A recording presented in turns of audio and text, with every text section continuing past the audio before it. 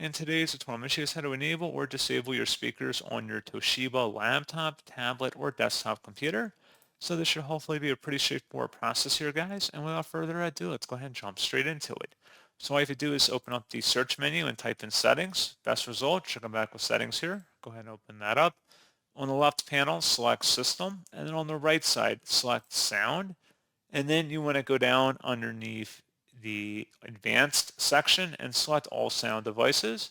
And then select your output device on your Toshiba computing device. And then select don't allow if you want to turn it off or block it, or select allow if you want to enable it. And that's pretty much it. So as always, thank you guys for watching this brief tutorial. I do hope that was able to help you out, and I do look forward to catching you all in the next tutorial. Goodbye.